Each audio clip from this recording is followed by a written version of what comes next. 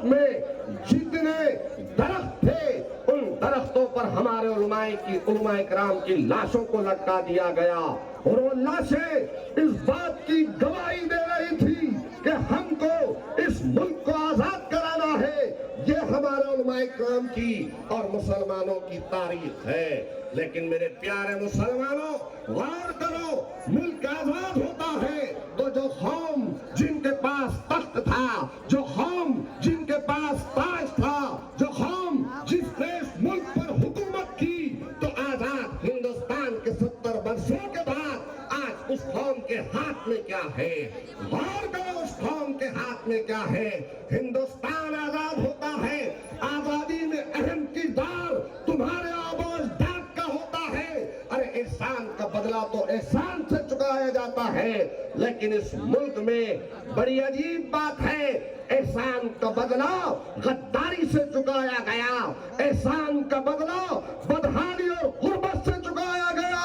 احسان کا بدلہ تعلیمی پسماندگی سے چکایا گیا، احسان کا بدلہ ہمارے بچوں کو دہشت گردی کے نام پر جیل میں ڈال کر چکایا گیا،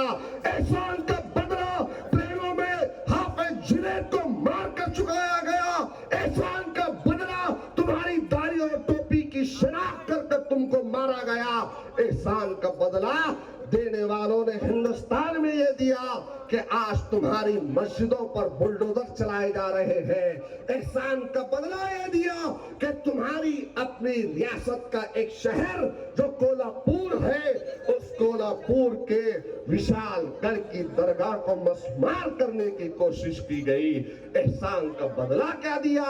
کہ وشال گڑھ کی مسجد جس نے کرونا میں نہ ہندو دیکھا نہ مسلمان دیکھا، سب کو پناہ دی، جس نے بارش کی باڑ میں پناہ دی، اس مسجد کے گنبد کو توڑا گیا۔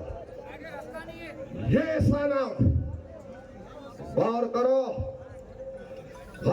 میرے پیارے مسلمانوں، سیاست زندگی کے ہر شعبے حیات سے ہو کر گزرتی ہے، لیکن اس وقت کی سب سے بڑی مسلمانوں کی غلطی یہ تھی کہ ہم نے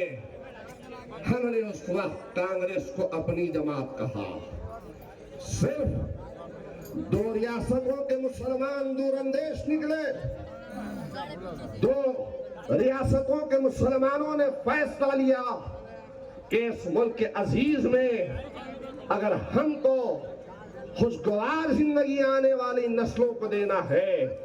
تو سیاست میں حصہ داری بہت ضروری ہے۔ ایک تلنگانہ حیدرآباد کے مسلمان تو دوسرا کیرلا کے مسلمان جہاں پر مسلم لیگ ہے۔ ارے غور کرو،